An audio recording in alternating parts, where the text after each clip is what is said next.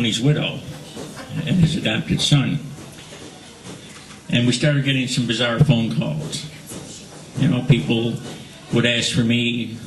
If I wasn't there, when would I be home? And they'd hang up. And sometimes just you could hear breathing on the phone, but nobody there. And a strange person or two hanging out in the neighborhood. So we had to call Las Vegas Metro to resolve the problems. Anyway, my wife wasn't particularly happy about all this. And she said, from now on, should you keep out of this stuff? I said, sure, dear. Well, that book isn't even out yet, and I'm tangled up with Frank Cullotta, which is even worse from her perspective than the first book. So Frank and I had a lot to talk about because, you know, I'm writing the book, and I've got all his transcripts. He recorded on tape, cassette tape, a lot of the information. Then he had the tapes transcribed, and I had the transcripts to work from. But they were a lot of times sketchy, and they weren't the type of thing. They weren't written like you would if you were actually writing a manuscript. They were basically written notes. And I would have to call Frank to clarify things and ask him questions. At first, I couldn't have his phone number for security purposes, so I had to go through the FBI agent who had to call Frank, and then Frank would call me. I finally got enough of a trust that he would give me his phone number, but he didn't believe in computers at that time, so we couldn't email. And I finally said, you know, Frank, I said, we're going to have to get together in person. I said, we're getting along in this, and I got a lot of questions, and I want to go over everything with you and make sure that I'm reporting this accurately. So he says, okay, I'll come to Vegas. He said, where can we meet? And I said, well, restaurants certainly are tough because you never know who's going to be around. And so I said, why don't you just come to my house? Okay. I hang up the phone. I tell my wife, I said, guess who's coming to dinner?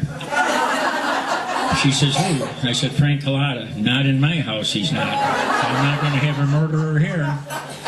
So I said, well, geez, I can't cancel now. You make me look bad, you know. I said, so the day Frank comes, we have a little 7-pound Bichon named Molly. Frank comes in one door, Bear and the Bichon go out the other. And I told Frank, I said, well, she had an appointment. She had to go. I didn't want to tell him that she refused to meet him. But over time, that's all changed now.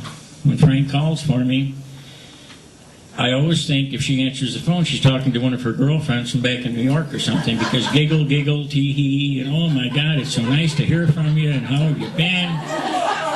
And about 5 minutes into the call, oh, Danny, it's Frank for you. I said, okay, thanks. So writing Cullotta, well, all these books was an experience, and it resurrected my writing career, which was on the verge of possibly ending in 2001.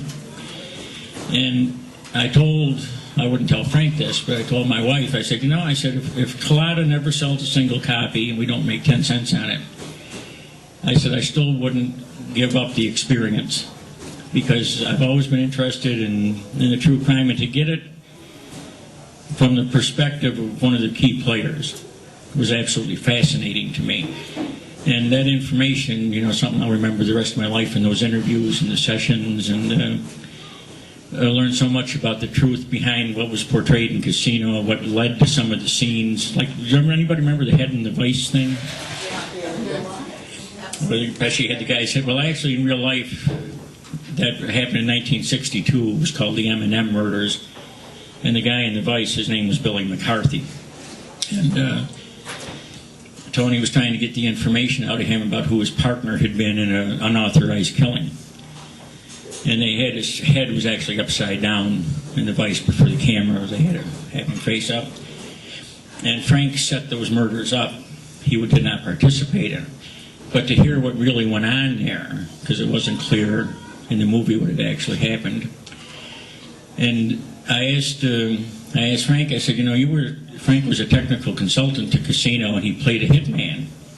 And after the Godfathers are indicted for skimming the casinos, and they have a meeting in the back of the courtroom with their oxygen masks and all that stuff, they decided to have some witnesses knocked off, and in each of the scenes, Frank Cullotta is one of the killers.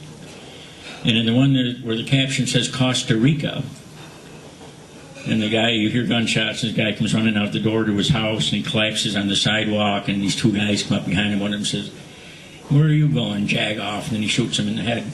Well, that was Frank. And that was Nick Pileggi and Scorsese's version of the Listener killing. That was supposed to be how Frank did Listener. That wasn't quite accurate. He never shot him in the stomach, but anyway, that's the way they portrayed it.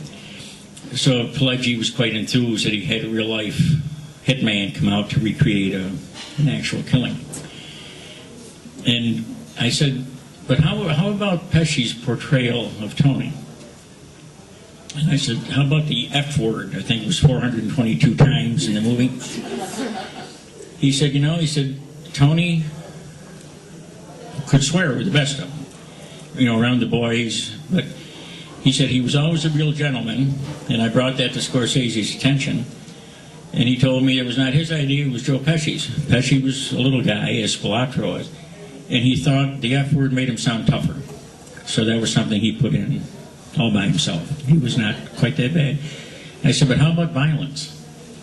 How did Pesci portray the real Tony? He said Tony was more violent than Pesci. I said, I'm kind of glad I never crossed paths with him because Pesci was bad enough, so I wouldn't want to run anybody worse. Okay, I'm going to turn it over to Henry now, and we'll get into Goodfellas, and then hopefully we'll get some questions and answers going a little bit later. Thank you very much for your attention.